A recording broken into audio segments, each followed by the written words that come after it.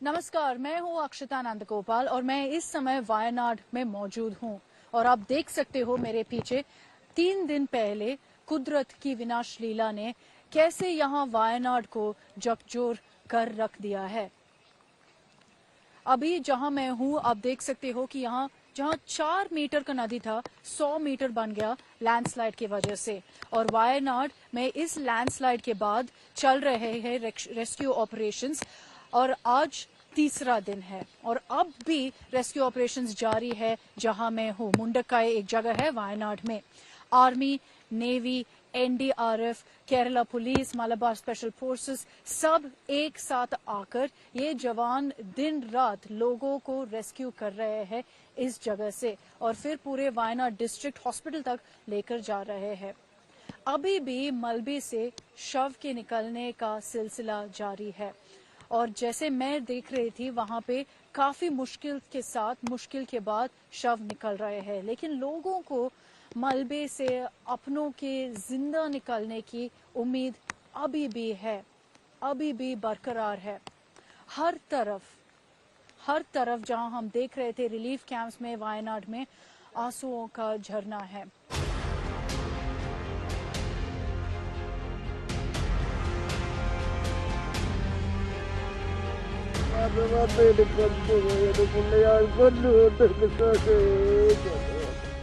जो वायनाड अपनी खूबसूरती के लिए जाना जाता था, उसी वायनाड के कई इलाके लैंडस्लाइड की वजह से मलबे में तब्दील हो चुके हैं। वायनाड में जहां जहां कुदरत का कहर बरपा, वहां सिर्फ बर्बादी के निशान दिख रहे हैं। तीसरे दिन भी रेस्क्यू ऑपरेशन जारी है,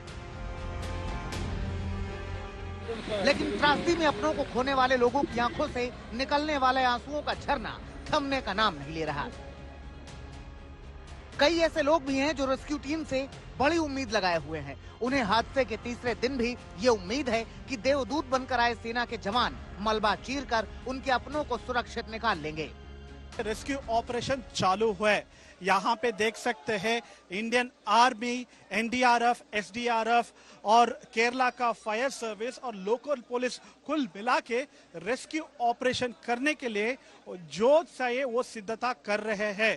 और यहाँ पे देख सकते हैं इतना बड़ा मटेरियल, आयरन मटेरियल को यूज करके वो लोग मेकशिफ्ट ब्रिज बना रहे हैं। लैंडस्लाइड से हुई तबाही के बाद से ही आज तक की टीम अलग अलग इलाकों में लोगों का दर्द साझा कर रही है। कुदरत की तबाही के बीच बेहद चुनौतीपूर्ण हालात में रिपोर्टिंग कर रहे सगै राज लगातार उन परिवारों का दर्द साझा कर रहे हैं जिन्होंने अपनों को खो दिया है। जब सगै ऐसे ही एक परिवार से बात करने पहुंचे तो पीड़ित महिला फूट फूट कर रोने लगी।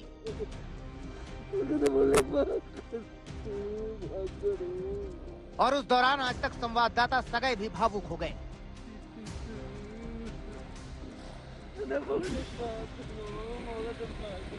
दरअसल जो सीना चीर देने वाली दर्द की ये दास्तान सुनेगा वो अपने आंसू नहीं रोक पाएगा।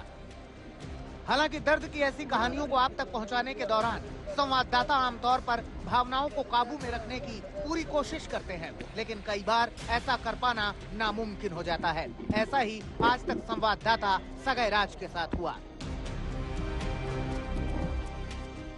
वायनाड में आई तबाही को कवर करने के लिए आज तक की टीम उन गांवों में मौजूद है जहां मौत का आंकड़ा बढ़ता जा रहा है और अब भी कई लोग लापता हैं। हम अभी फिलहाल रिलीफ सेंटर के अंदर है। यहाँ पे देख सकते हैं जैसे इन लोगों ने पूरा रिलीफ सेंटर को एस्टैब्लिश किया है और लोग यहाँ पे जो भी आए हैं हर एक के पास भी एक स्टोरी है।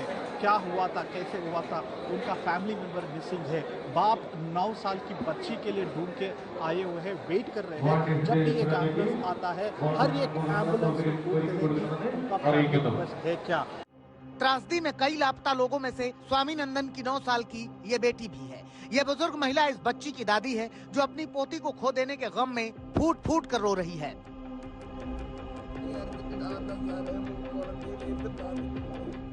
आज तक संवाददाता सगै राज से बातचीत में दादी ने अपना दर्द बयां करते हुए बताया कि उनकी बहू की मौत बरसों पहले हो गई थी और तब ये बच्ची महज 2 महीने की थी। उसके बाद से ही बच्ची को वो ही पाल पोस रही थी। महज 2 महीने पहले उसके पिता उसे ये कहकर अपने साथ ले आए कि उसकी पढ़ाई अच्छे स्कूल में करानी है। अपनी दादी से अलग हुए उसे अभी 2 महीने ही हुए थे कि ये तबाही आ गई।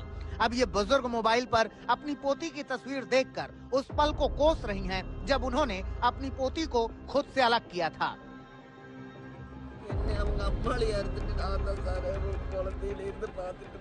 स्वामी नंदन और उनकी मां इस बच्ची की तलाश अब हर एम्बुलेंस, हर कोल्ड स्टोरेज में कर रहे हैं ताकि एक बार उसका चेहरा देख सकें।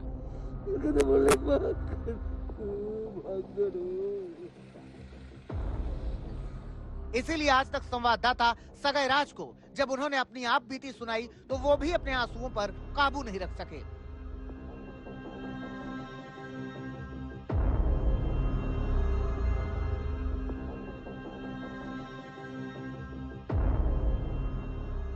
वायनाड में आई तबाही के बाद हर तरफ मौत का मंजर दिख रहा है। सवाल यह है कि कुदरत की मार के बाद अब इन परिवारों का क्या होगा और जिन लोगों के अपने त्रासदी में मारे गए क्या मुआवजे के मरहम से उनका दर्द दूर हो जाएगा? शिल्पा, अक्षिता नंदगोपाल, शिवानी शर्मा, शिबी मोल के साथ सगाई राज, वायनाड, आज तक। तो जैसे मैं बता रही थी आपको, यहाँ अभी भी तीसरा दिन हो चुका है रेस्क्यू ऑपरेशन का और आज केरला के मुख्यमंत्री पिनराई विजयन के साथ वायनाड से पूर्व सांसद और लोकसभा में नेता विपक्ष राहुल गांधी यहाँ पे आए थे और रिलीफ ऑपरेशन जो भी हो रहा है, रेस्क्यू ऑपरेशन, सब कुछ मॉनिटर किया। राहुल गांधी के साथ प्रियंका गांधी भी मौजूद थी। दोनों यहाँ भी आए थे जहाँ लैंडस्लाइड हुआ है, यहाँ पे जो ब्रिज कंस्ट्रक्ट किया है वो सब मॉनिटर करके ये भी देख लिया कि क्या क्या मुश्किलें हैं यहाँ के रेस्क्यू ऑफिशियल्स के लिए। दोनों ने वायनाड लैंडस्लाइड हादसे के पीड़ितों से भी बात की, रिलीफ कैंप गए थे जहाँ पे जो भी मदद चाहिए उनको प्रॉमिस किया कि वो मिलेगा कांग्रेस के तरफ से।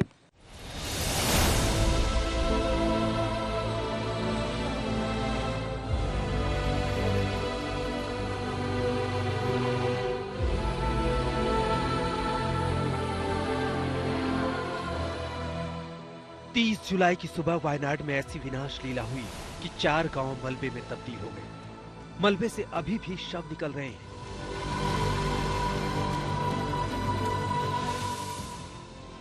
आज केरल के मुख्यमंत्री पी विजयन के साथ वायनाड से पूर्व सांसद और लोकसभा में नेता विपक्ष राहुल गांधी ग्राउंड जीरो पर पहुंचे।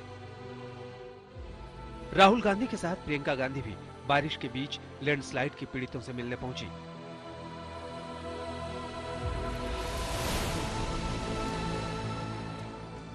राहुल और प्रियंका जब त्रासदी के पीड़ित लोगों के बीच पहुंचे तो बेहद भावुक नजर आए। राहुल ने कहा कि वो ठीक वैसा ही महसूस कर रहे हैं जो उन्होंने अपने पिता की मौत पर महसूस किया था। I feel how I had felt when my father died. That I've seen so many people. I remember what I felt when my father died, and here people have not just lost a father; they've lost the whole family, entire family, brother, sister, mother, father. So I know what I felt, and this is much worse than that. And it's not one person who's feeling it; it's thousands of people who are feeling it. So it's very, very sad. And I think we all owe these people respect, affection, and we should all be standing with them. And I'm very proud that a lot of people are standing with the people of Wayanad. Rahul और प्रियंका गांधी वायनाड के में party के एक hospital में घायलों से मिलने पहुंचे। राहुल ने कहा कि उन्हें बेहतर से बेहतर इलाज दिलाना हमारी जिम्मेदारी है। देखिए, राहुल और प्रियंका त्रासदी के पीड़ितों से मिलने राहत शिविर में पहुंचे। राहुल ने लोगों से पूछा कि उन्हें खाने पीने और दवाई मिलने में कोई दिक्कत तो नहीं हो रही। Rahul Gandhi saint Joseph school में बनाए गए रिलीफ कैंप में भी पहुंचे। पीड़ितों से मिलकर राहुल और प्रियंका काफी इमोशनल दिखे। राहुल बोले, वायनाड के लोगों के लिए पूरा देश दुआ कर रहा है। It's very difficult to speak to people in these circumstances because really you don't know what to say to them, you know. So it's been quite a difficult day for me, but we are going to try and help make sure that the survivors get what is their due. वहीं कांग्रेस महासचिव प्रियंका गांधी ने कहा कि कुदरत के कहर से जान गंवाने वाले लोगों के परिवारों के साथ वो हमेशा खड़ी रहेंगी। राहुल गांधी, प्रियंका गांधी और केरल के पीएम पी विजयन ने तबाही वाली जगह का दौरा भी किया। राहुल चारों तरफ मलबा देखकर खुद हैरान नजर आए। केरल में आई आपदा को लेकर सियासत भी तेज हो गई है। बुधवार को राज्यसभा में गृह मंत्री अमित शाह ने केरल सरकार पर आपदा के अलर्ट की अनदेखी का आरोप लगाया था, जिसके बाद केरल के सीएम पी विजयन ने उनके आरोपों को गलत बताते हुए कहा था कि पहले रेड नहीं ऑरेंज अलर्ट था। केरल सरकार को अर्ली वार्निंग भारत सरकार की ओर से दी गई थी 23 जुलाई को, 7 दिन फिर 24 को गई, फिर 25 को गई। കേന്ദ്ര ആഭ്യന്തരമന്ത്രി ഇങ്ങനെയൊരു മുന്നറിയിപ്പ് നൽകിയിരുന്നു। आज बीजेपी के फायर ब्रांड सांसद तेजस्वी सूर्या ने भी वायनाड त्रासदी पर केरल सरकार को कटघरे में खड़ा कर दिया।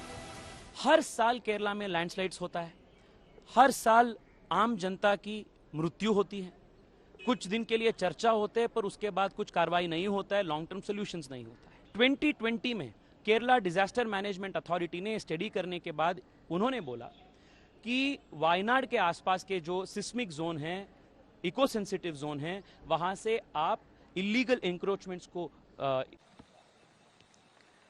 ये काफी सवाल उठ रहे हैं अभी केरला में जो हुआ है इस हादसा के बीच में कि क्या ये अवॉइडेबल था, क्यों केरला में इतना ज्यादा ऐसे तबाही होते रहता है, क्योंकि हमने शायद अनप्लान डेवलपमेंट और विकास जो हुआ है यहाँ पे रिजॉर्ट्स आप देखते हो और डेवलपमेंट होता है वो प्लान्ड नहीं है और वो अनसाइंटिफिक है। और इसके ऊपर एक रिपोर्ट भी आया था पश्चिमी घाट में जितना भी प्रॉब्लम्स है, जितने भी दिक्कत है, जितना भी अनप्लान्ड विकास है उसके बारे में, लेकिन केरला सरकार इस रिपोर्ट के ऊपर कुछ नहीं। देश दुर्भाग्य से देश का ऐसा राज्य बन गया है जिसे भूस्खलन और उससे होने वाली मौत का एपिसेंटर कहा जाने लगा है। 2015 से 2022 के बीच भारत में कुल 3,782 भूस्खलन हुए। इनमें से केरल में 2,239 भूस्खलन हुए, जो कुल भूस्खलन का 59.2% है। पश्चिम बंगाल में 376 भूस्खलन हुए, जबकि तमिलनाडु और कर्नाटक में क्रमशः 196 और 194 भूस्खलन हुए। जम्मू कश्मीर में 184 भूस्खलन हुए, असम में 169 और हिमाचल प्रदेश में 101 भूस्खलन हुए।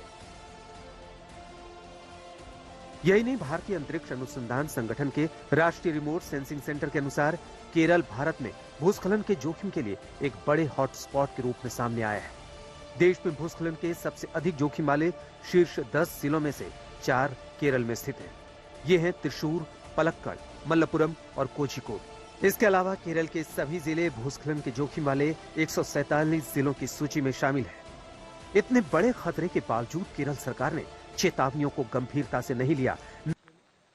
वायनाड से अभी के लिए बस इतना ही। आज तक पर खबरों की सिलसिला लगातार जारी है।